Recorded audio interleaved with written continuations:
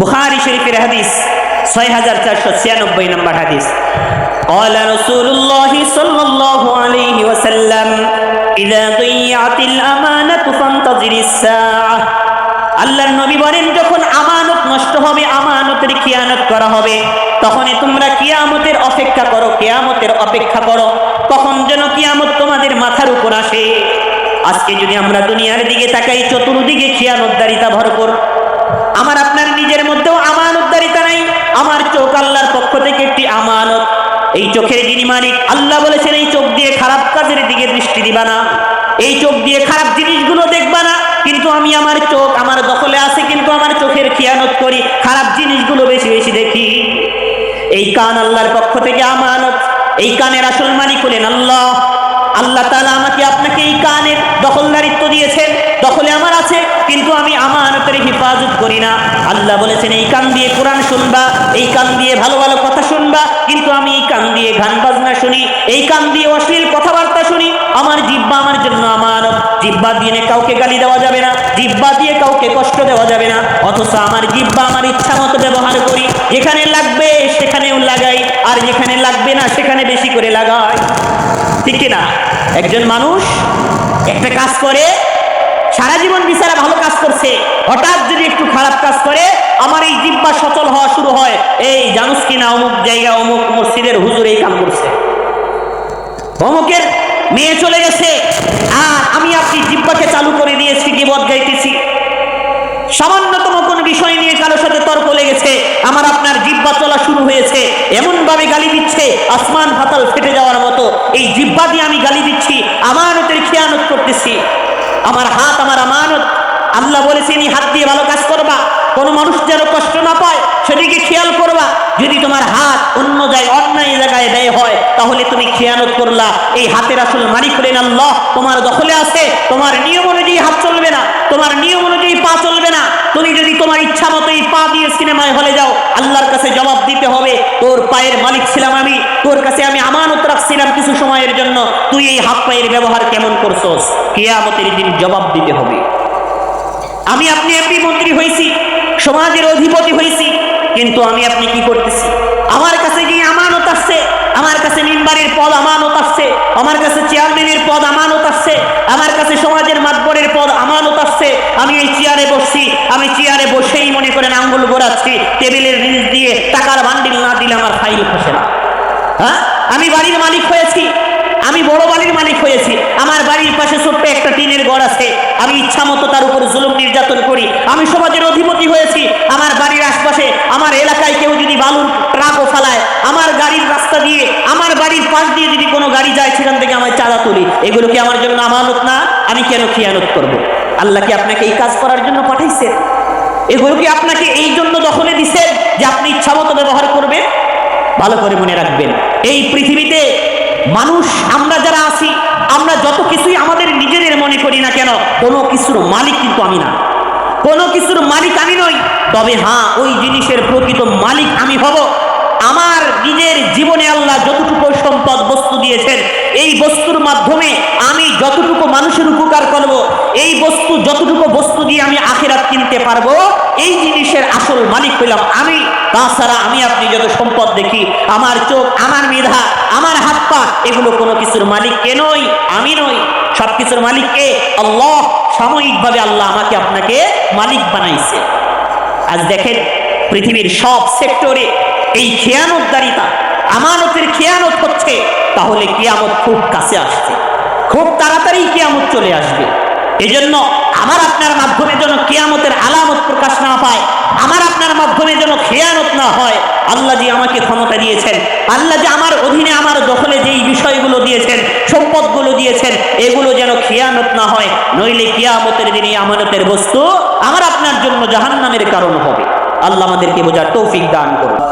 فقد قال الله سبحانه وتعالى آمرا ومخبرا للمؤمنين والمؤمنات إلى يوم القيامة إن الله وملائكته يصلون على النبي يا أيها الذين آمنوا صلوا عليه وسلموا تسليما اللهم صل على محمد وعلى آل محمد كما صليت على إبراهيم وعلى آل إبراهيم إنك حميد مجيد اللهم بارك على محمد وعلى آل محمد كما باركت على إبراهيم وعلى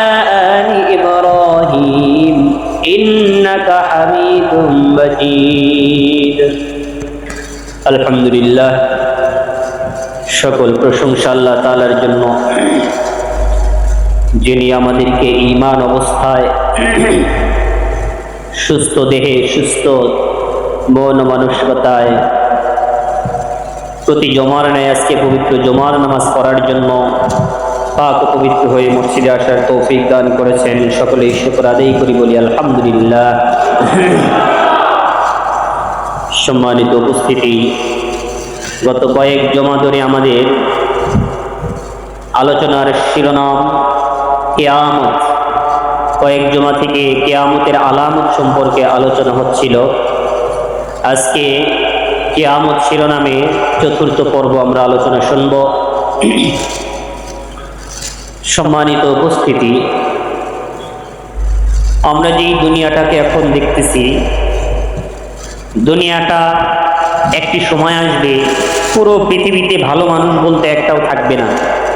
সারা দুনিয়ার সব মানুষই খারাপ হয়ে যাবে, ভালো জিনিসগুলো উঠে যাবে। আমানতদারিতা, সততা, নৈতিকতা বলতে কিছুই থাকবে না। যখন দুনিয়াতে মারামারি, হানাহানি, ফিতনা, ফেসাদ, অনৈতিকতা, জুলুম, নির্যাতন, চুরি, বাটপারি, ডাকাতি, মোট কথা খারাপ কাজে পরিপূর্ণ হয়ে যাবে, ভালো কাজ থাকবে না, ভালো মানুষ থাকবে না, তখন আল্লাহ তাআলা এই দুনিয়াটাকে টিকিয়ে রাখা অপ্রয়োজনীয় মনে করবেন। তখন আল্লাহ দুনিয়াকে ধ্বংস করে দিবেন। এই দুনিয়াতে ভালো কাজ করতে পারে, আল্লাহর নাম নিতে পারে, এরকম একজন ব্যক্তিও থাকা অবস্থায় আল্লাহ দুনিয়াকে ধ্বংস করবেন না। যখন তিনি ধ্বংস করবেন, এমন অবস্থায় যখন পৃথিবীতে কোনো ভালো মানুষ থাকবে না। এই হাদিসকে লক্ষ্য করে যদি আমরা একটু বিবেচনা করি, বর্তমান পৃথিবীতে ভালো মানুষের সংখ্যা কম, ভালো মানুষের সংখ্যা ধীরে ধীরে কমতেছে, খারাপ মানুষের পরিমাণ বাড়তেছে। বেহায়াপনা, অশ্লীলতা, খারাপ কাজ প্রতিযোগিতা করে করা হচ্ছে। এমনকি রাষ্ট্রীয়ভাবে, সামাজিকভাবে খারাপ কাজ করার জন্য আয়োজন করা হচ্ছে। ভালো মানুষগুলোকে সমাজ থেকে দূরে সরিয়ে দেওয়া হচ্ছে। বিভিন্নভাবে তাদেরকে চাপে রেখে, সংকটে রেখে ভালো কাজের প্রচার প্রসারকে বাধা দেওয়া হচ্ছে। আপনারা নিজেরাই নিজেদেরকে নিয়ে একটু বিবেচনা করেন। এই মুহূর্তে আমরা যারা দুনিয়াতে জীবিত আছি, আপনি খেয়াল করেন, আমাদের বাপদাদারা কিন্তু আমাদের চাইতে একটু ভালো ছিল। হয়তো দুনিয়ার ক্ষেত্রে একটু শিক্ষিত কম ছিল, কিন্তু শিক্ষিত হওয়া এক জিনিস, নৈতিক মানুষ হওয়া, আদর্শবান মানুষ হওয়া আর এক জিনিস। অনেক সময় শিক্ষায় মানুষকে খারাপ বানাইয়া দেয়। হতে পারে আমরা ডিজিটালের ছোঁয়ায় একটু শিক্ষিত হয়েছি, অক্ষর জ্ঞান আমাদের আছে, কিন্তু আমাদের পূর্বপুরুষ, আজ থেকে 2-3 পুরুষ আগের মুরব্বীদের একটু বিবেচনা করেন, তারা কেমন ছিল। মিথ্যা বলতে গেলে তাদের গলা শুকিয়ে যেত। তারা নামাজ কালাম না পড়লেও তারা আইনে বিশ্বাসী ছিল। তারা চুরি বাটপারি, তাদের নজর ঠিক ছিল। যত সামনের দিকে যাবেন তত খারাপের পরিমাণ বাড়বে। আমরা যতটুকু ভালো আছি, আপনি যদি অনুভব করেন কবরে শুয়ে শুয়ে, আমাদের নাতিপুতি অথবা তাদের সন্তানেরা আমাদের চাইতে খারাপ হবে। এইভাবে ধীরে ধীরে খারাপের পরিমাণ বাড়বে, ভালোর পরিমাণটা ধীরে ধীরে গুছিয়ে যাবে। যখন পৃথিবীর আলো বাতাস খারাপে পরিপূর্ণ হয়ে যাবে, শয়তানি মানুষের ভিড়ে ভালো মানুষকে আর দেখা যাবে না। ভালো মানুষকে খুঁজতে গেলে আর খুঁজে পাওয়া যাবে না। দুনিয়াতে ভালো কথা বলতে গেলে, ভালো কাজ করতে গেলে আপনি একটু সময় পাবেন না। এই সময় ভাববেন পৃথিবীটা শেষ, যে কোনো মুহূর্তে আল্লাহ তাআলা দুনিয়াকে ধ্বংস করে দিতে পারেন। তো এই বিবেচনায় আজকে আমরা কিয়ামতের আলামত সম্পর্কে যে আলোচনা শুনতেছিলাম, আজকে 6 নম্বর আলামত শুনব। কিয়ামতের ভয়াবহ 6 নম্বর আলামত হলো আমানতদারিতা নষ্ট হবে। 6 নম্বর আলামত কি? আমানতদারিতা নষ্ট হবে। মানুষের মধ্যে আমানতদারিতা থাকবে না, আমানত রাখবে, খিয়ানত করে ফেলবে। আমানত কাকে বলা হয়? আমানত বলা হয় আপনার কাছে একটি জিনিস রাখতে দিয়েছে, হেফাজত করতে বলেছেন। যেমন একজনের ঘর বাড়ি নাই, তার কাছে কয়েক লক্ষ টাকা আছে, ওই টাকাগুলো যদি সে তার ঘরের ভিতরে রাখে তখন চুরি হওয়ার সম্ভাবনা রয়েছে, অনিরাপদ। এই কারণে বেচারা কি করলো, আপনার ঘর বাড়ি আছে, আপনার কাছে টাকাটা জমা রাখলো। এটা হলো আমানত। আপনি হলেন এই আমানতের রক্ষক। আমানত বলা হয় জিনিস আপনার নয় কিন্তু মালিকানা আপনার আছে। মালিক আপনি নন কিন্তু আপনার দখলে আছে। আসল মালিক হলেন আরেকজন, দখলে আছে আপনার। তো যেই জিনিস আপনার দখলে আছে, আপনি মালিক না, ওই জিনিস কি আপনি ইচ্ছামতো ব্যবহার করতে পারবেন? নাকি এই জিনিসের যিনি মালিক তার যেই ব্যবহার করার নিয়ম কানুন, ওই বিচারার নিয়ম অনুযায়ী আপনাকে ব্যবহার করতে হবে? মাঝে মধ্যেই আমি উদাহরণ দিই, আপনি একটি কোম্পানির ম্যানেজার হয়েছেন, আপনার কাছে ক্যাশ থাকে, ক্যাশ কন্ট্রোলার আপনি। তো আপনার কাছে মালিক 10 লক্ষ টাকা দেয় প্রতি মাসে কর্মচারীদেরকে বেতন দেওয়ার জন্য। এখন এই 10 লক্ষ টাকা যখন আপনার হাতে আসলো, তো এই টাকার দখলের ক্ষেত্রে মালিক আপনি, দখলে আপনার, কিন্তু মালিককে ওই কোম্পানির যিনি আসল মালিক। এখন এই টাকা পয়সা আপনার দখলে আসে বিধায় আপনি কি ইচ্ছা মতো এই টাকাগুলো ব্যবহার করতে পারবেন? নাকি মালিক যেভাবে লিস্ট করে দিয়েছে কাকে কত টাকা আপনার স্যালারি দিতে হবে, ওই অনুযায়ী ব্যবহার করতে হবে? এটাকে বলা হয় আমানতদারিতা। এই টাকাগুলো আপনার মালিক যেখানে যেখানে ব্যবহার করতে বলেছেন সেই জায়গায় ব্যবহার করাটা হলো আপনার আমানতদারিতা। যদি আপনি পারেন তাহলে আপনি আমানতের হেফাজত করলেন। কিন্তু আজকাল দেখেন, এটা তো গেল শুধু টাকা পয়সা হেফাজত করলেন। এই ক্ষেত্রে পৃথিবীর প্রত্যেকটি মানুষ, তার অধীনস্থ প্রত্যেক ব্যক্তির জন্য সে আমানতের হেফাজতকারী, সে আমিন। তার প্রত্যেক অধীনস্থ ব্যক্তিদের ক্ষেত্রে প্রত্যেক ব্যক্তির কাছে আমানত আছে। আপনার সন্তান আপনার কাছে আমানত। আপনার সন্তান আপনার দখলে আছে, কিন্তু আপনার সন্তানের আসল মালিক কে? আল্লাহ। আসল মালিক কে? আল্লাহ। আপনার স্ত্রী আপনার দখলে আছে, কিন্তু আপনার স্ত্রীর আসল মালিক হলেন আল্লাহ। তো আপনার সন্তান আপনার স্ত্রী আপনার দখলে আছে বিধায় তাদেরকে আপনি ইচ্ছা মতো চালাবেন। আপনার স্ত্রী আপনার ঘরে আসছে, তারে আপনি পুতুল বানায়া, নৃত্য বানায়া, ভালোভাবে সাজায়া মার্কেটে আপনি প্রদর্শনী করে বেড়াবেন। আপনার সন্তানগুলো আপনার দখলে আসছে, আপনার সন্তানকে আপনি দুনিয়ার স্বার্থে ব্যবহার করবেন। আপনার সন্তানকে সিনেমা দেখাইবেন, চিত্রনায়ক বানাইবেন, সিনেমার হিরো বানাবেন। এই নিয়ম কিন্তু চলবে না। যদি এটা করেন তাহলে খেয়ানত হবে। কারণ এই সন্তানের আসল মালিক কিন্তু এইভাবে আপনার সন্তানকে ব্যবহার করতে বলেনি। আপনার সন্তানকে আল্লাহ কিভাবে ব্যবহার করতে বলেছেন? এমন ভাবে ব্যবহার করো যেন তোমার সন্তান যেন তোমার আখিরাতের জন্য বিপদের কারণ না হয়। তোমার স্ত্রীকে এমন ভাবে তুমি ব্যবহার করো যেন তোমার স্ত্রী কাল কিয়ামতের দিন তোমার বিরুদ্ধে মামলা দায়ের না করে।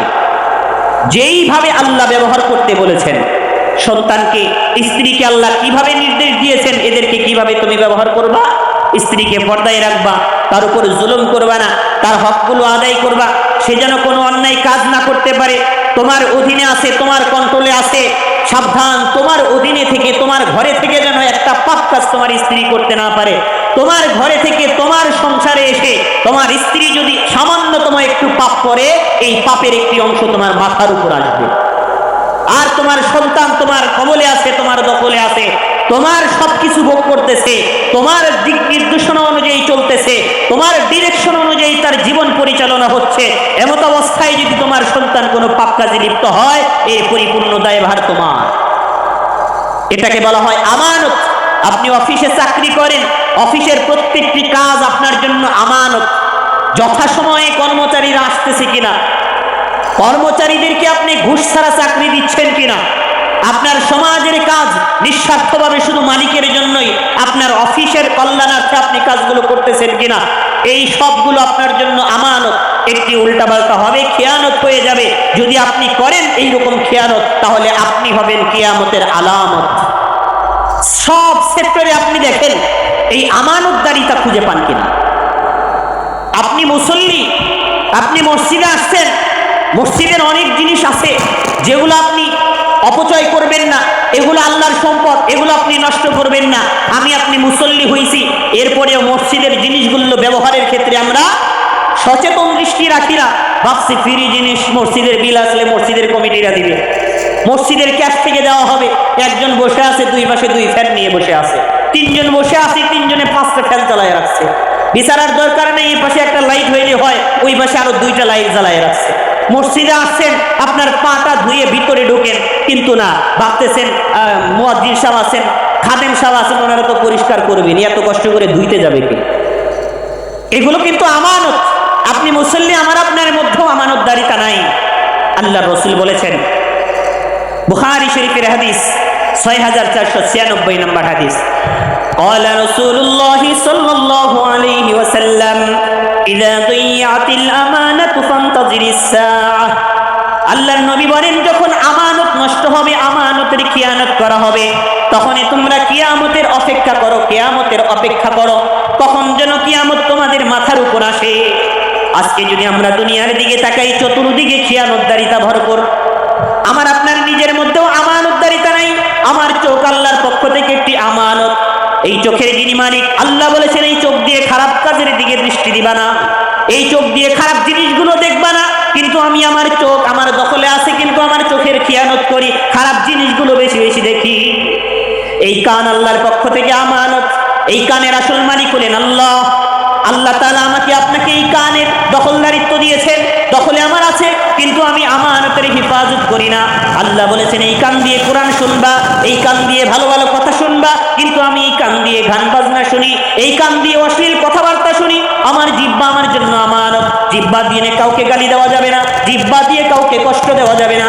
অথচ আমার জিহ্বা আমার ইচ্ছা মতো ব্যবহার করি, যেখানে লাগবে সেখানেও লাগাই, আর যেখানে লাগবে না সেখানে বেশি করে লাগাই। ঠিক কিনা?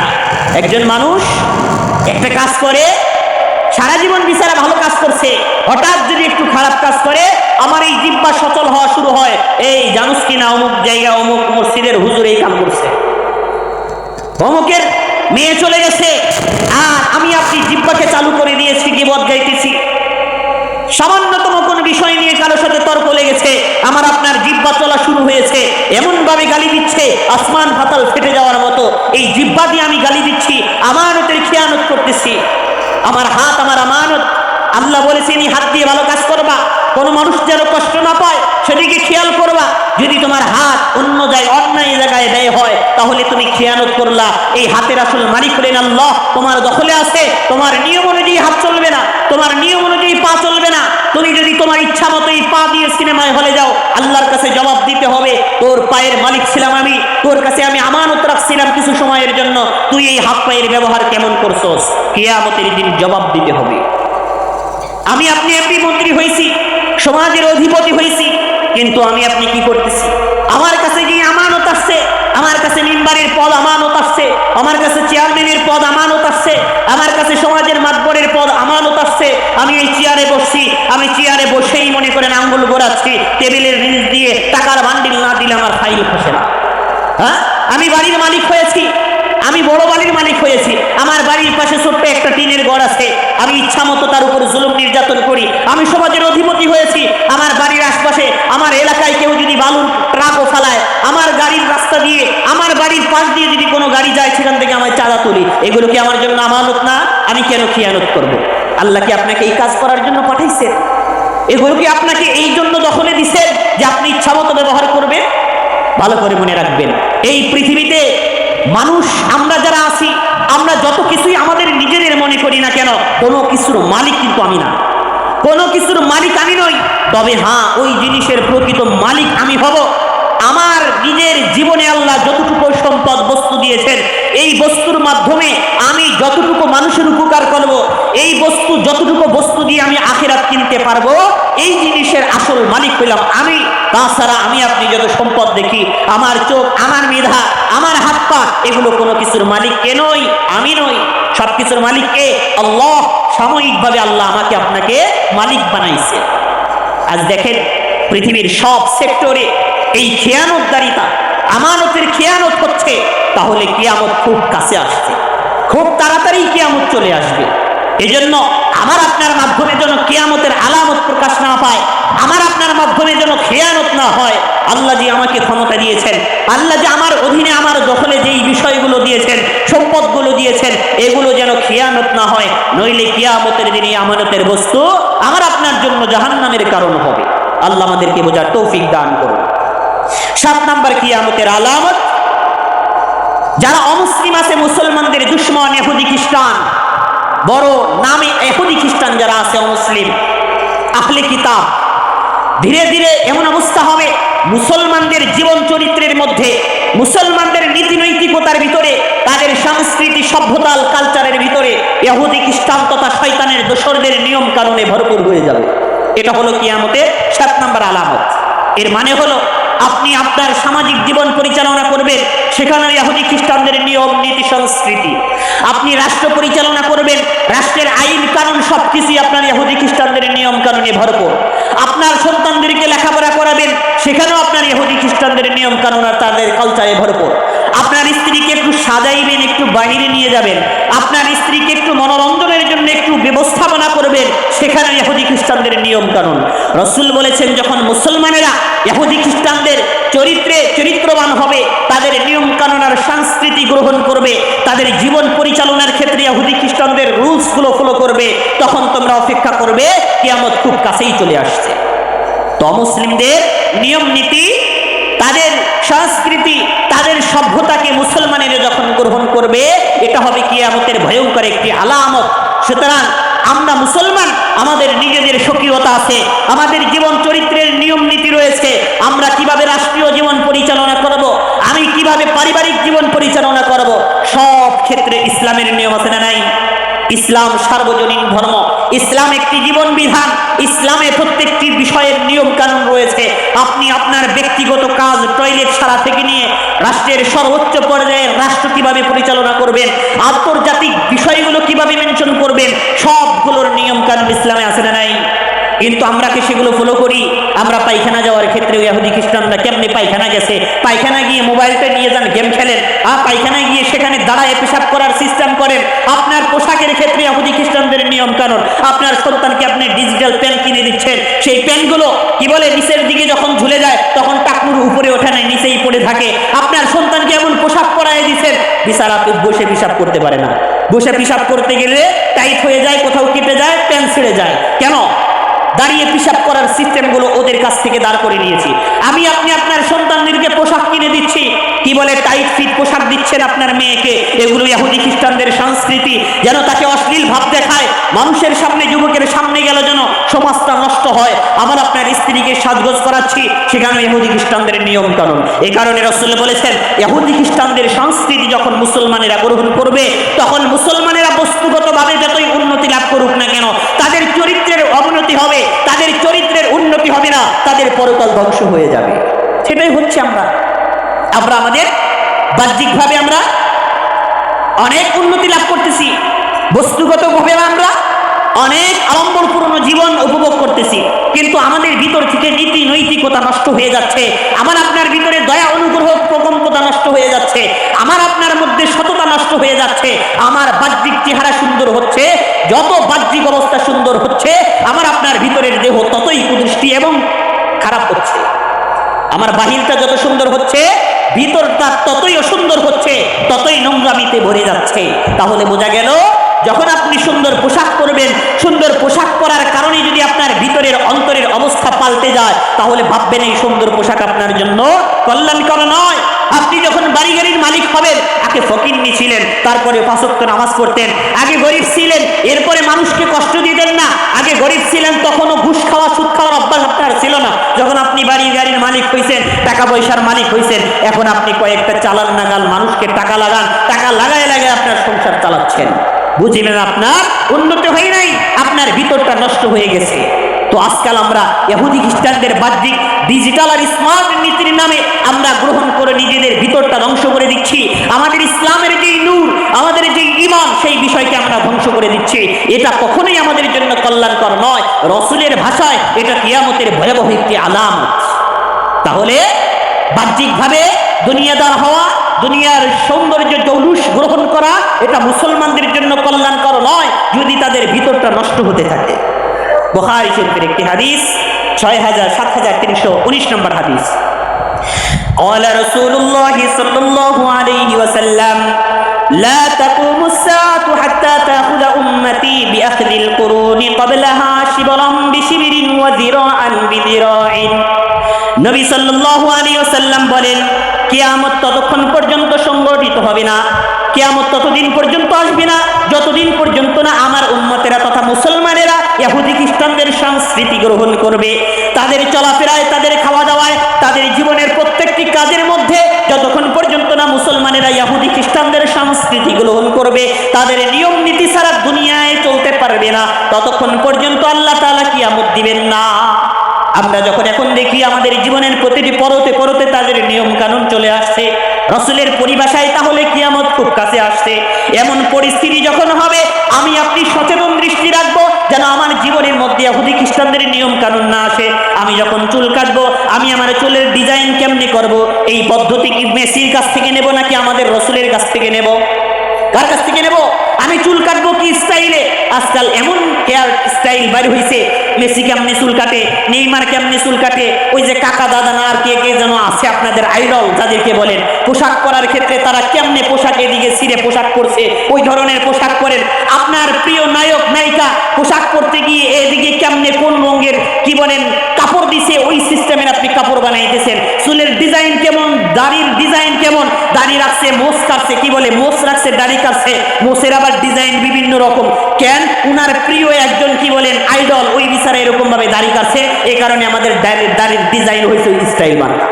আমরা আমাদের গেঞ্জি পড়তেছি, ওই যে বিচারা আইডল আমরা গ্রহণ করছি, তাদের আদর্শে আমরা আদর্শবান। তারা কেমনি গেঞ্জি পড়ছে তার ছবি আমার গেঞ্জিতে থাকতে হবে, তার চুলের স্টাইল আমার মধ্যে থাকতে হবে, তার হাত পায়ের অবস্থা কেমন, সবকিছু আমরা গ্রহণ করছি। কিন্তু আমি যে মুসলমানের বাচ্চা এটা আমরা ভুলেই গেছি। আমি যে মুসলমানের সন্তান, আমার নবী যে পৃথিবীর মধ্যে শ্রেষ্ঠ আদর্শবান, আমার নবীর আদর্শ যে পৃথিবীর মধ্যে শ্রেষ্ঠ আদর্শ, এটা আমি ভুলেই গেছি। আমার জীবনের মধ্যে, খাওয়া দাওয়ার মধ্যে, সবকিছুর মধ্যেই আমার আপনার নবীর আদর্শ নাই, আছে ইহুদি খ্রিস্টানদের আদর্শ, যারা শয়তানের দোসর, যারা দুনিয়ার মানুষকে জাহান্নামের দিকে নিয়ে যায়, তাদের নিয়ম কানুন গুলোই আমরা ফলো করি। তাহলে বুঝতে হবে কিয়ামত খুব কাছে আসছে। আমাদের করণীয় কি? এইগুলো বর্জন করতে হবে। এইগুলো বর্জন করে আমার আপনার মধ্যে রাসূলের আদর্শ ঢুকাইতে হবে। আমি একজনকে দেখলাম, সে কেমনে দাড়ি কাটছে, সে কেমনে স্টাইল করছে, সে কেমনে পোশাকের স্টাইল করছে, সে কেমনে একটা গাড়ি কিনছে, কেমন ডিজাইনে সে পোশাক পরিধান করে, এইগুলো যদি ফলো করতে থাকেন, আপনি বাহ্যিকভাবে ৫ ওয়াক্ত নামাজ পড়লেও আপনার ভিতরটা কিন্তু পরিষ্কার হবে না।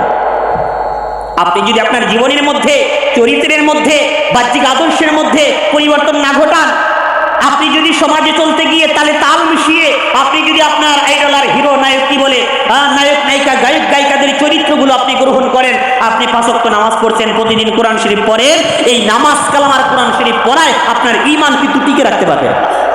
এই কারণে নামাজ রোজা ইবাদত বন্দেগী করার সাথে সাথে শয়তানের যেই কাজকর্মগুলো আছে, শয়তানের যেই নকশাগুলো আছে, এগুলোকে আমাদের পরিত্যাগ করতে হবে। আল্লাহ আমাদের বোঝার তৌফিক দান করুন। কিয়ামতের আলামতের ৮ নম্বর আলামত হলো সমাজের মধ্যে যারা নিচু শ্রেণীর, তারা সমাজের মধ্যে অধিপতি হয়ে যাবে, টাকা পয়সার মালিক হয়ে যাবে। যারা নিম্ন শ্রেণীর মানুষ, যাদের বংশের কোনো ঠিক নাই, যাদের বংশগতভাবে খুবই কুৎসিত তাদের বংশ, যাদের বংশগতভাবে তারা খুবই নিচু মানের মানুষ, এই সকল কি বলেন নায়ক নায়িকা, গায়ক গায়িকা, আর মনে করেন এই অভিনেতা অভিনেত্রীরা যারা নাটক ফাটক আর কৌতুকগিরি করতো, তারাই সমাজের মধ্যে নেতা হয়ে যাবে। আল্লাহর রাসূল বলেছেন এটা কিয়ামতের একটি আলামত। আজকাল হচ্ছে কিনা? শিক্ষিত যারা অনেক বড় শিক্ষিত, এই বিচারকে এমপি মন্ত্রী অথবা চেয়ারম্যান মেম্বার বানায় না, বানায় কারে? ওই যে মনে করেন হকার যারা আছে, কয়েক বছর আগে কৌতুক করে খাইত মূর্খ, এরে মনে করেন এমপি বানায়া, তারা নেতা বানায়া, তার পিছনে পিছনে আজকে শিক্ষিত মানুষেরা চলতেছে। এই সংস্কৃতি আমাদের বাংলাদেশে মনে হয় নাই।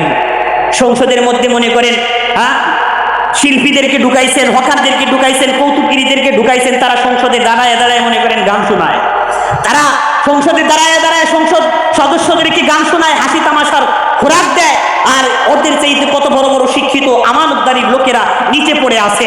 এটা কিয়ামতের ভয়ঙ্কর একটি আলামত। রাসূল বলেছেন এরকম পরিস্থিতি যখন আসবে তখন তুমি নিজেকে গুটায়ে নাও, তোমার শরীরের মধ্যে দুনিয়া যেন স্পর্শ করতে না পারে, এই সকল পাপ কর্ম যেন তোমার আত্মাকে নষ্ট করতে না পারে। তুমি তোমার জীবনকে, তোমার আত্মাকে, তোমার আখিরাতের জীবনকে সংরক্ষণ করে নাও। হাদিসের মধ্যে আসছে, মুসলিম শরীফের 8 নম্বর হাদিস, জিবরাইল আলাইহিস সালাম রাসূলের কাছে আসলেন, রাসূলকে জিজ্ঞাসা করলেন, ইয়া রাসূলুল্লাহ কিয়ামত কবে হবে? আল্লাহর নবী বলেন, কিয়ামত সম্পর্কে একমাত্র জানেন আল্লাহ, আপনি যে প্রশ্ন করছেন আপনার চাইতে বেশি আমি জানি না। তখন জিবরাইল বললেন, তাহলে কিয়ামতের কিছু আলামত আমাদেরকে বলেন।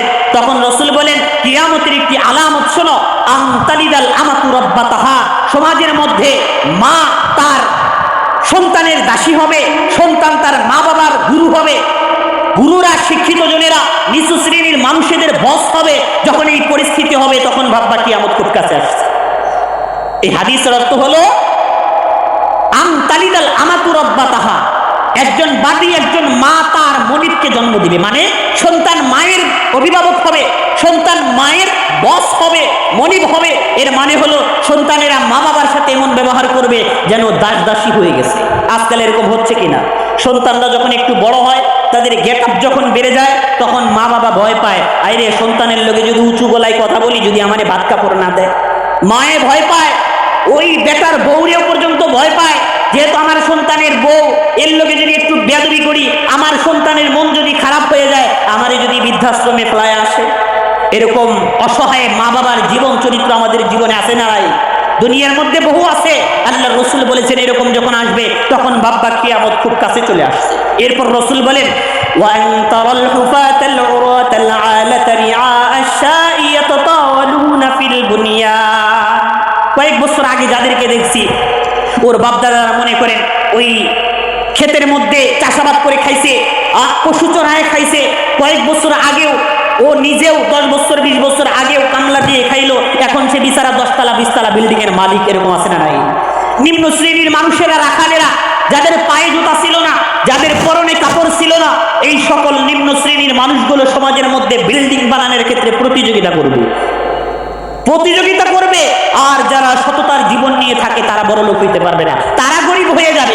আজকাল সমাজের মধ্যে দেখেন, হ্যাঁ অবশ্যই ভালো কিছু লোক আছে, তবে শতকরা কয়জন? 100 জনের মধ্যে হয়তো 10% লোক আছে যারা ভালোভাবে, সৎভাবে ইনকাম করে, হালালভাবে ইনকাম করে বড় লোক হয়েছে। আমাদের সমাজে যাদেরকে বড় লোক দেখেন, হয়তো আমরা অনেক কিছু দেখি না, অনেক কিছু আড়ালে থেকে যায়। আপনি গণনা করতে যান কয়জন ভালোভাবে বড় লোক হয়েছে, অধিকাংশই 9-6 আর কালো টাকা দিয়ে বিল্ডিং এর মালিক হয়েছে। খোঁজ নিয়ে দেখেন। তো রাসূল বলেছেন এরকম পরিস্থিতি হলে কিয়ামত খুব কাছে চলে আসছে।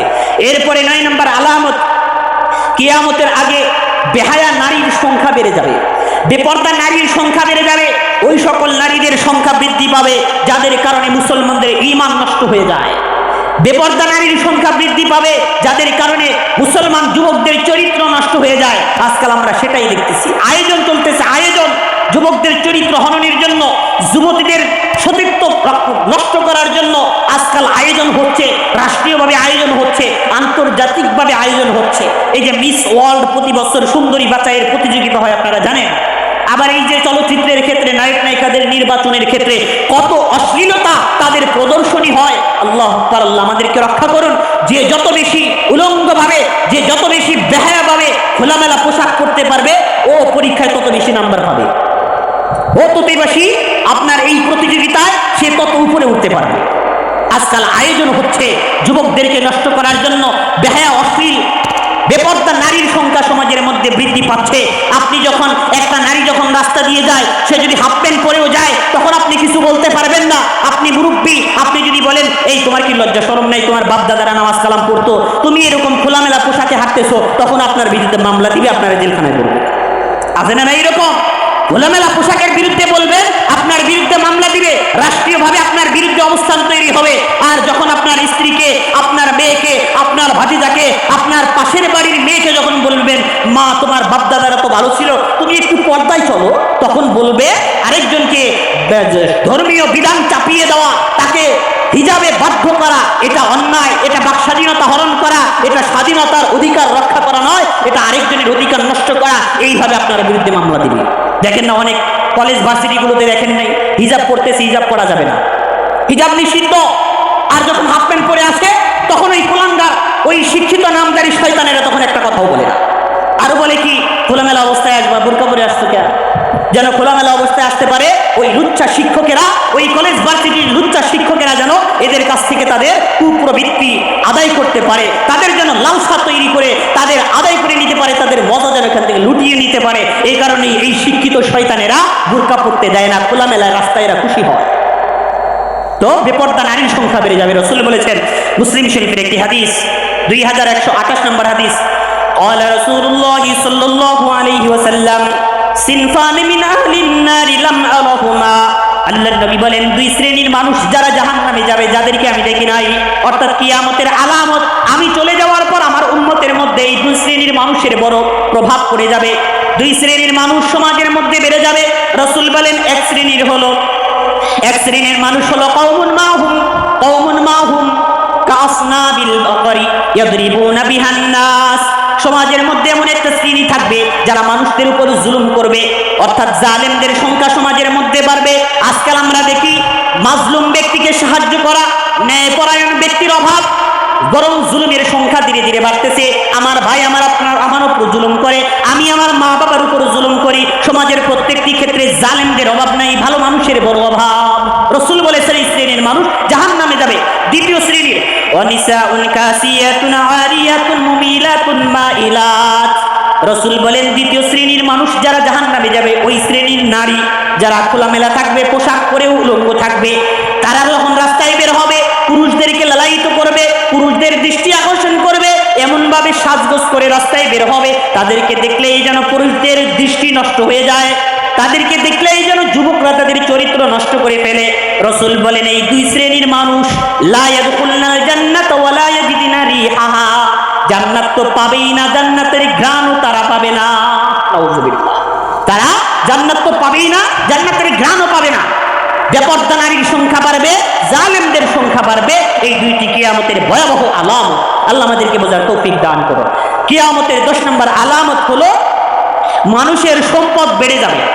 সম্পদ বেড়ে যাওয়া এটা মানুষের জন্য কল্যাণকর নয়, নেগেটিভ। এটা কিয়ামতের আলামত, এটা খারাপ আলামত।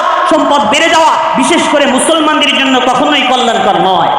তাহলে ভাবতেছেন মুসলমানের এলাকায় সারা জীবন গরিব থাকবে নাকি, ফকির থাকবে নাকি? মুসলমানদের যে আসল জিনিস, আসল যেই সম্পদ, ওই সম্পদ যদি মুসলমানেরা ধরে রাখতে পারে, তাহলে পৃথিবীর মধ্যে শুধু তারা বড় লোক না, পুরো পৃথিবীর মাতবার হয়ে যাবে, পুরো পৃথিবীর নেতা হয়ে যাবে। মুসলমানদের আসল সম্পদ হলো তাদের ইসলামের নিয়ম কানুন তাদের জীবনে বাস্তবায়ন করা।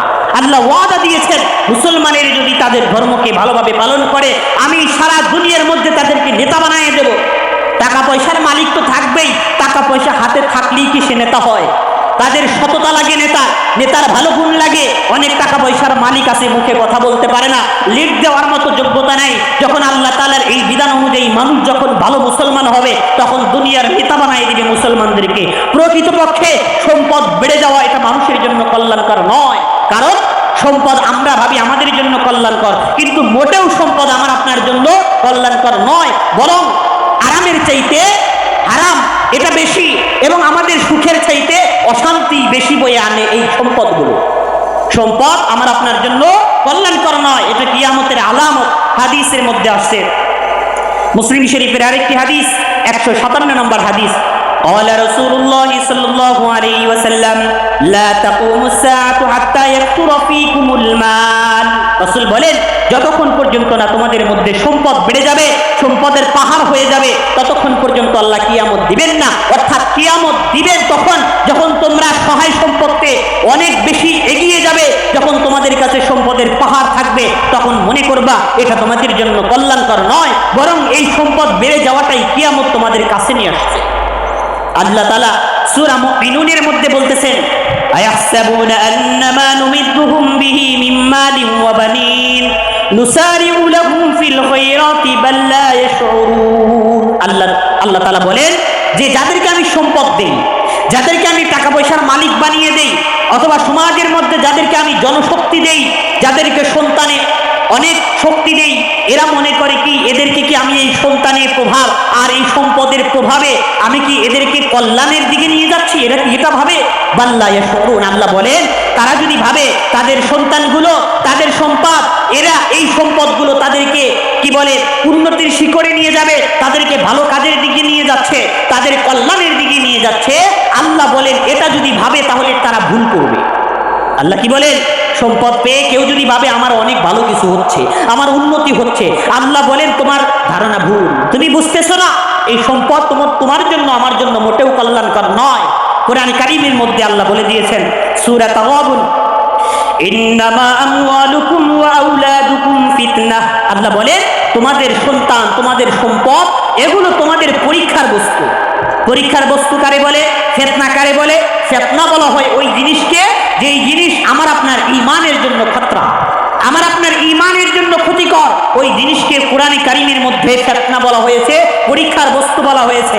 আর আল্লাহ তাআলা কোরআনের মধ্যে সম্পদ এবং সন্তানকে পরীক্ষার বস্তু বলতেছে, মানে এগুলো মূলত অধিকাংশ ক্ষেত্রে মানুষের ঈমান নষ্ট করে। আপনি খেয়াল করেন, আপনার সম্পদ আপনাকে কি ভালো কাজের দিকে উদ্বুদ্ধ করে? আপনার সম্পদ বেড়ে যাওয়া, এটা কি আপনার আমলকে বাড়ায় দিচ্ছে? আপনার অনেকগুলো সন্তান, এই বেশি সন্তানের কারণে আপনি কি বুজুর্গ হয়ে গেছেন, নাকি আপনার সন্তান বেশি হওয়ার কারণে কি বলেন সন্তানের ক্ষেত্রে আপনার প্রভাব বেশি থাকার কারণে সমাজের মধ্যে আপনি জালেম হয়ে গেছেন? সম্পদ বেশি থাকার কারণে আপনার এলাকার মধ্যে আপনি জালেম হয়ে গেছেন, আপনার ক্ষমতার প্রভাব দেখায়া, আপনার সম্পদের প্রভাব দেখায়া, আপনার সন্তানদের ক্ষমতার ভাব নিয়ে সেগুলো ব্যবহার করে মানুষের উপর জুলুম করতেছেন, আপনার উপর দিয়ে আর কেউ কথা বলতে পারে না। এরকম নৃশংস আর খারাপ জালেম মাতবার দুনিয়াতে আছে না নাই? আছে। তাদের সম্পদের গরম দেখায়। তবে আবার উল্টা বুঝছেন না, বেশি সন্তান নেওয়া যাবে না, যেহেতু সন্তানগুলো আমার আপনার জন্য ক্ষতিকর। সন্তান আল্লাহ নিতে বলছেন, সম্পদ আল্লাহ কামাই করতে বলছেন হালাল ভাবে, কিন্তু আল্লাহর রাসূল বলেছেন সম্পদ বেড়ে যাওয়া কিয়ামতের আলামত। কেন? কারণ শেষ জামানায় মানুষ হালাল ভাবে ইনকাম করবে না। সম্পদ বাড়বে কিন্তু হালাল ভাবে বাড়বে না। শতকরা 5 জন 7 জন হয়তো হালাল ব্যবসা করে সম্পদ বাড়াবে, কিন্তু শতকরা 95 জন 90 জন মানুষই অন্যায় ভাবে, হারাম ভাবে, কালো টাকা উপার্জন করে, 9-6 করে টাকা পয়সা উপার্জন করে বড়লোক হবে। এ কারণে রাসূল বলেছেন সম্পদ বেশি হওয়া কিয়ামতের আলামত। তাছাড়া হালাল ভাবে ইনকাম করলে তো ক্ষতি নাই। হালাল ভাবে ইনকাম করেন, সন্তানগুলোকে জন্ম দিয়েছেন, তাদেরকে আদর্শ শিক্ষা দেন, কিন্তু কিয়ামতের আগে মানুষের সন্তানদেরকে ইসলামী শিক্ষা দিতে গিয়ে অনেক বাধার বিপত্তির সম্মুখীন হবে। সম্পদগুলো ভালো কাজে খাটাইতে গিয়ে মানুষ বাধার সম্মুখীন হবে। এই কারণে রাসূল বলেছেন শেষ জামানায় সম্পদ বেশি হওয়া মানুষের জন্য কল্যাণকর নয়। তবে হ্যাঁ, আপনার সম্পদ যদি বেশি হয়ে থাকে, আপনি ভাবলেন হুজুর বলছেন সম্পদ বেশি হওয়া ভালো না, সম্পদগুলো সব ডিলেট করে দিতে হবে, সম্পদগুলো সব দূরে সরাইয়ে দিতে হবে, না, এরকম ধারণা কইরেন না। আপনি যদি হালালভাবে টাকা পয়সা ইনকাম করছেন, আপনি বড়লোক হইছেন, এই টাকা পয়সার মাধ্যমেও আপনার জন্য কল্যাণকর ব্যবস্থা করতে আপনি পারেন। পরকালের জন্য আপনার সুখকর জীবনের ব্যবস্থা আপনি দুনিয়া থেকেই করতে পারেন। আপনার সন্তান অনেক হয়েছে, এই সন্তানের মাধ্যমে আপনি মাতবারগিরি করবেন না। আপনার সম্পদ অনেক হয়েছে, এই সম্পদ ব্যবহার করে চারুস্টালে গিয়ে মানুষের সামনে হাত ঘুরায় কথা বলবেন না। আপনার সম্পদের প্রভাব খাটায়া মানুষের উপর জুলুম করবেন না। আপনার সম্পদ খাটায়া ভালো কাজ করেন। আপনার সন্তানদের মাধ্যমে আপনার প্রভাব হয়েছে, কোথাও যদি মাজলুম থাকে, আপনার সন্তানদের এই প্রভাব খাটায়া ওই মাজলুমকে আপনি সাহায্য করেন, জালেমের হাত টেনে ধরেন, তাহলে আপনার সন্তান, আপনার সম্পদ কিয়ামতের দিন আপনার জন্য কল্যাণকর হবে। আপনি একটু ভাবেন, এই শ্রেণীর মানুষ মাতবার আর অনেক সম্পদের মালিক আমাদের সমাজে খুঁজে পাবেন, যারা তাদের সন্তান এবং সম্পদকে ব্যবহার করে মানুষের উপকার করে। বরং যার যার যত বেশি হয় তার লেজ তত বড় হয়, যার টাকা পয়সা যত বেশি হয় তার ভাব তত বেশি বাড়ে, তার অন্যায়ের পরিমাণ তত বাড়ে। এ কারণে রাসূল বলেছেন এই জামানায় সম্পদ বেশি হওয়া কল্যাণকর নয়। তবে আপনি যদি আমার যতটুকু সম্পদ আছে, এখানে যারা বড় লোক আছেন, আপনি যদি চান আপনার সম্পদ কিয়ামতের দিন আমার আপনার জন্য বিপদের কারণ না হোক, আপনার সন্তানগুলো আপনার বিরুদ্ধে মামলা দায়ের না করুক, সাবধান, আপনার সন্তানদের মাধ্যমে কেউ যেন মাজলুম না হয়, আপনার সম্পদ ব্যবহার করে যেন শয়তানের কাজ সমাজের মধ্যে প্রতিষ্ঠিত না হয়, নইলে কিন্তু আপনার সম্পদ, আপনার সন্তান কিয়ামতের দিনে আপনার জন্য জাহান্নামের কারণ হবে। আল্লাহ তাআলা কুরআনে কারীমের সূরা কসাসের মধ্যে আল্লাহ বলেন, ওয়াবতাগি ফীমা আতাকাল্লাহু দারুল আখিরাতা ওয়ালা তানসা নাসীবাকা মিনাদ দুনিয়া। ওয়াহসিন কামা আহসানাল্লাহু ইলাইকা ওয়া লা তাবগিল ফাসাদা ফিল আরদ। এই আয়াতের মধ্যে আল্লাহ তাআলা ধনীদেরকে ডাক দিয়ে বলতেছেন, বড় লোকদেরকে ডাক দিয়ে বলতেছেন, হে ধনীরা তোমরা শোনো, যারা দুনিয়ার মধ্যে সম্পদের মালিক হইছো, এই সম্পদ কিন্তু আল্লাহ শুধুমাত্র তোমাকে দুনিয়ায় বাহাদুরি করার জন্য দেয় নাই। এই সম্পদ দুনিয়াতে তুমি খাইবা ফুর্তি করবা এই জন্য কিন্তু আল্লাহ তোমার সম্পদ দেয় নাই। তোমাকে আল্লাহ সম্পদ দিয়েছেন এই সম্পদের মাধ্যমেই যেন দুনিয়া থেকে তুমি জান্নাত কিনে এরপরে পরপারে পাড়ি দিতে পারো। এই সম্পদ যদি তুমি মনে করো দুনিয়াতে আরাম আয়েশ করবা তাহলে ভুল। আল্লাহ বলছেন ওয়াবতাগি ফিমা আতাকাল্লাহু দারাল আখিরাতা। তোমাকে আল্লাহ তাআলা যেই সম্পদ দিয়েছেন, দুনিয়াতে তোমাকে যেই শক্তি দিয়েছেন, এই শক্তির মাধ্যমে এই সম্পদ ব্যবহার করে আখিরাতের ঘর তৈরি করে নিয়ে যাও। ওয়ালা তানসা নাসিবাকা মিনাদ দুনিয়া। আর দুনিয়াতে তোমাকে যে আল্লাহ কোটিপতি বানাইছেন, তোমাকে যে সম্পদের মালিক বানাইছেন, এই সম্পদের মধ্য থেকে তোমার একটি অংশ আছে, তোমার দুই চোখ বন্ধ হওয়ার আগেই তোমার সম্পদের অংশ তুমি ভালোভাবে বুঝে নাও। তোমার সম্পদের তোমার নিজের যেই অংশ, এই অংশ তুমি মৃত্যুর আগেই, তোমার চোখ বন্ধ হয়ে যাওয়ার আগেই তোমার অংশ ভালোভাবে বুঝে নাও। এখন ভাববেন হুজুর, আমি যদি 2 কোটি টাকার মালিক থাকি, এই পুরো সম্পদই তো আমার অংশ আবার কি জিনিস? না, আপনি টাকা পয়সার মালিক হইছেন, শুরুতেই বলেছি আপনি টাকা পয়সার মালিক না, প্রকৃত মালিক হলেন আল্লাহ।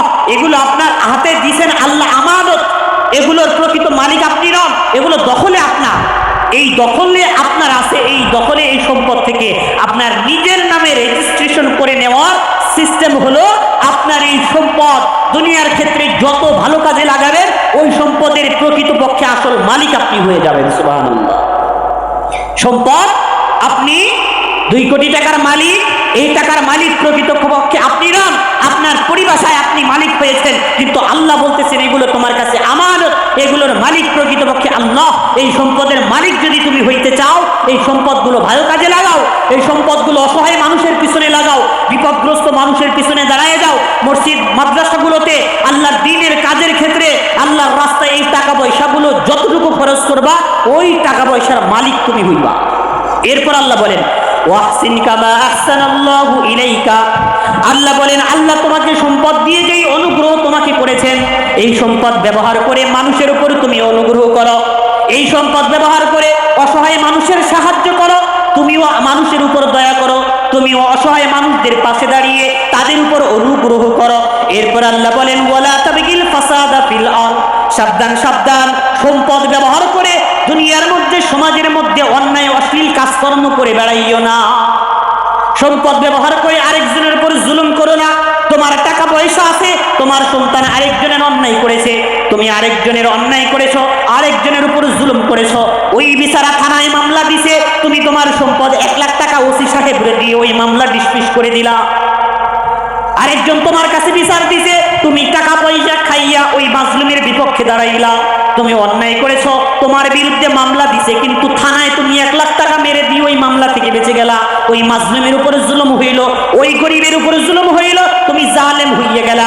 আল্লাহ বলেন ওয়ালা তাবগিল ফাসাদা ফিল আরদ। সাবধান, তোমার সম্পদ যেন খারাপ কাজে ব্যয় না হয়, তোমার সম্পদের মাধ্যমে তুমি যেন সমাজের মধ্যে বাটপার না হয়ে যাও, জালেম না হয়ে যাও। কারণ আল্লাহ বলছেন ইন্নাল্লাহা লা ইউহিব্বুল মুফসিদিন। যারা ক্ষমতা ব্যবহার করে, যারা সম্পদ ব্যবহার করে দুনিয়ার মধ্যে অন্যায় অশ্লীল কাজকর্ম করে বেড়ায়, ফিতনা ফাসাদ করে বেড়ায়, মানুষের উপর জুলুম করে বেড়ায়, সমাজের শৃঙ্খলা নষ্ট করে, সমাজের মধ্যে সে বাহাদুরি করে বেড়ায়, আল্লাহ বলেন ওই সকল জালেমদেরকে, ওই সকল ধনীদেরকে আল্লাহ একটু পছন্দ করেন না। আল্লাহ যদি আপনারে পছন্দ না করে, কিয়ামতের দিন আপনি যাবেন কোন? আল্লাহ যদি আপনারে পছন্দ না করে, দুনিয়ার সবাই যদি আপনারে পছন্দ করে, আপনারে নেতা বানাইছে, আপনি যদি ডাক দেন আপনার পিছনে চলে আসে, আপনি গরুচোর, আপনি মানুষের উপর জুলুমকারী, আপনি মানুষের জমি দখলকারী, আপনি মানুষের উপর অন্যায়কারী, এরপরে লোকদেরকে টাকা পয়সার বিনিময়ে, টাকা পয়সার লোক দেখায়া আপনি মিছিলে জড়ো করছেন, আপনার বিরুদ্ধে তারা স্লোগান দিচ্ছে আমার নেতা তোমার নেতা অমুক ভাই, তার চরিত্র ফুলের মতো পবিত্র। সারা দুনিয়ার মানুষ যদি আপনার চরিত্রকে ফুলের মতো বলে, আল্লাহ যদি বলে আপনার চরিত্র গরুচোরের মতো, তাহলে কিয়ামতের দিন রক্ষা আছে? কিয়ামতের দিন বিপদ। এ কারণে সম্পদ ব্যবহার করে যেন আমার আপনার মাধ্যমে অন্যায় কাজ না হয়। সম্পদ যদি আপনার নিজের করে নিতে চান, আল্লাহ বলছেন তোমার নিজের সম্পদকে যদি তোমার নিজের নামে রেজিস্ট্রেশন করে নিতে চাও, তাহলে তোমার সম্পদ যত বেশি পারো ভালো কাজে লাগাও, যত বেশি পারো আল্লাহর দ্বীনের কাজে লাগাও, অসহায় মানুষদেরকে সাহায্য করো। কারণ তোমার সমাজের মধ্যে যারা গরিব আছে, আজকাল আমরা ধনী হয়ে গেলেই ওই গরিবদেরকে আমরা অন্য নজরে দেখি। আল্লাহর কসম, আল্লাহর রাসূলের হাদিস, আপনি কি বড়লোক হয়েছেন, আপনার বাড়ির পাশে যে একজন গরিব আছে, ওই গরিবের কারণে আপনি বড়লোক হয়েছেন। ওই গরিবের কারণে আপনি বড়লোক হয়েছেন। ওই গরিবদেরকে আল্লাহ সম্পদ দেয় নাই, যে কোনো কারণে তাকে পরীক্ষা করার জন্য ওই সম্পদ আল্লাহ আপনাকে দিয়েছেন, এই কারণে আপনি বড়লোক হয়েছেন। আল্লাহ রসুলের জামানায় এক যুবক রসুলের কাছে বিচার নিয়ে আসছে, ইয়া রাসূলুল্লাহ, আমার এক ভাই খালি আপনার দরবারে পড়ে থাকে, নামাজ রোজা পড়ে, ইবাদত বন্দিগি করে, আর আমি মাঠে ঘাটে কত কাজকর্ম কষ্ট করি, সে কাজকর্ম করে না। ঠিকই আমাদের সংসারে সেও খাবার খায়, আমিও খাবার খাই, আমি শুধু এক রাত চাকরি করি, সে তো কাজকর্ম করে না, তার তো কিছু নাই, তাকে আমরা খাওয়াই। আল্লাহর রাসূল বলেন, শুনো, তুমি যে টাকা পয়সা কামাই করো, তুমি যে মাঠে ঘাটে কাজকর্ম করো, উপার্জন করো, আল্লাহ তোমাকে রিজিক দেন তোমার ওই ছোট ভাইয়ের কারণে। গরিবদের কারণে ধনীরা ধনী, গরিবদের কারণে দুনিয়াতে ধনীরা ধনী। আমরা হাদিস শুনেছি, ধনীরা গরিবদের চাইতে 500 বছর পরে জান্নাতে যাবে। এটার কারণ কি? আল্লাহ দুনিয়াতে কোনো মানুষকেই ঠকান নাই, সবাইকে সমান অধিকার দিয়েছেন, সমান সম্পদ দিয়েছেন। এখন ভাববেন, হুজুর কেমনে, আপনি গরিব, আমি তো 2 কোটি টাকার মালিক। প্রকৃতপক্ষে আল্লাহ দুনিয়াতে যাকে গরিব বানাইছেন তার উপরেই বেশি অনুগ্রহ করেছেন, কারণ সম্পদ জানের শত্রু, সম্পদ ইমানের শত্রু, সম্পদ পরকালে সফলকাম হওয়ার ক্ষেত্রে শত্রু। আর যার বেশি সম্পদ নাই তার কোনো প্যারা নাই, যার সম্পদ যত কম তার হিসাব তত কম। দুনিয়াতেই তো হিসাব কম, যার যত প্যারা বেশি, কিয়ামতে তার জান্নাতে যেতে দেরি হবে বেশি, কারণ বেশি জিনিস বানাইছেন, ওগুলোর হিসাব দিতে হবে না। কিয়ামতের দিন গরিবদেরকে আল্লাহ ধনী বানিয়ে দিবেন। আপনি যদি 2টি এভারেজে পরীক্ষা করেন যে দুনিয়াতে ধনী হওয়া লাভজনক নাকি গরিব হওয়া লাভজনক, কোরআন হাদিসের দৃষ্টিতে আপনি বিবেচনা করে এটাই পাবেন যে দুনিয়াতে গরিব হওয়াই লাভ, ধনী হওয়াই বিপদ। কারণ অধিকাংশ ধনীরাই জাহান্নামে যাবে। দুনিয়াতে সৎভাবে যারা চলেছে, 1 টাকাও হারাম ইনকাম করে নাই, তার 1 টাকাও হারাম কাজে লাগায় নাই, এই বিচারা যদিও জান্নাতে যায়, একটা অন্যায় নাই কিন্তু সম্পদের মালিক, তারপরে 500 বছর পরে জান্নাতে যাবে। আরেকজন গরিব, সে টাকা পয়সার মালিক না, কিন্তু অন্যায় কাজকর্ম করে নাই, এই বিচারা 500 বছর আগে জান্নাতে যাবে। আপনাকে আল্লাহ 5 কোটি টাকা দিলেন, 100 বছর নাই খাইলেন, খুব আরামে আপনার জীবনযাপন করলেন। এই 100 বছর জিন্দেগি আরামের, নাকি আপনার 500 বছর আগে জান্নাতে গিয়ে আনন্দে ফুর্তিতে কাটানো, সেটা আনন্দে? তাইলে লাভবান হয়েছে কেনা? দুনিয়াতে যে গরিব, ওই বিচারাই প্রকৃতপক্ষে লাভবান হয়েছে। এই দিক দিয়ে যাকে আল্লাহ ধনী বানাইছেন তাকেও সমান দিছেন, যাকে আল্লাহ গরিব বানাইছেন তাকেও সমান দিছেন, কাউকে আল্লাহ ঠকান নাই। তাহলে আমি আপনি যদি ধনী হয়ে থাকি, আমার আপনার পরিত্রাণের উপায় কি?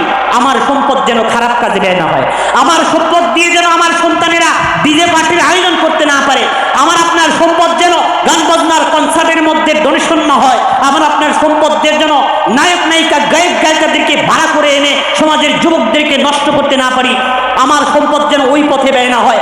আমার সম্পদ ব্যয় হবে কোরআন হাদিসের মাহফিলে, আমার সম্পদ ব্যয় হবে জনকল্যাণমূলক কাজে, আমার সম্পদ ব্যয় হবে রাস্তাঘাট ভালো না, আমার টাকা পয়সা আছে, সরকার না দিলে নাই, আমি টাকা পয়সা ব্যবহার করে রাস্তা ঠিক করে দিই, এই কাজে ব্যবহার করেন, তাহলে আপনার সম্পদ দামি হবে। কিয়ামতের দিন আপনি ধনী হওয়া সত্ত্বেও আল্লাহ চাইলে আপনাকে আরো আগে জান্নাতে পৌঁছে দিতে পারে। তাহলে যারা আমরা ধনী আছি, আমার সম্পদগুলোকে আমি ভালো কাজে ব্যবহার করতে পারবো কিনা ইনশাআল্লাহ? নাকি সমাজের মধ্যে গান বাজনা আয়োজন হলে সবার সামনে থাকবো, টাকা পয়সার মালিক আসছে, যুবকরা আসছে, চাচা আপনি তো টাকা পয়সার মালিক মাতবার হয়েছেন, আমরা একটু গান বাজনার আয়োজন করব, আনন্দ ফুর্তি করব, টাকা পয়সা যে কিছু লাগে, নেতা যদি হন পকেটের তল পকেট থেকে একটা বান্ডিল মেরে দিলেন, সাবধান, এই 1 টাকার হিসাব আপনি কিয়ামতের দিন দিতে পারবেন না। আপনার টাকা পয়সা নিয়ে তারা যে অন্যায় করতেছে, পুরো অন্যায়ের দায়ভার আপনার কাঁধে এসে পড়বে, সব পাপ কাজের কর্ম আপনার মাথায় এসে পড়বে। আর আপনি ভালো কাজ করেন, আপনার মাধ্যমে একটা ভালো কাজ সংগঠিত হয়ে গেছে, সমাজের কোনো বিধবার বিয়ে হয়ে গেছে, আপনার সম্পদের মাধ্যমে একজন এতিম প্রতিষ্ঠিত হয়েছে, আপনি ওই এতিম, ওই গরিব মানুষ, ওই আয়োজনের মাধ্যমে যত নেক কাজ হবে, যত মানুষ সৎ পথে আসবে, প্রত্যেকের সওয়াবের অংশ আপনি পাইতে থাকবেন কিয়ামতের দিন। আমরা রাজি আছি তো সম্পদ আমাদের ভালো কাজে লাগানোর? দেখি ইনশাআল্লাহ কেমন আমরা কাজে লাগাই।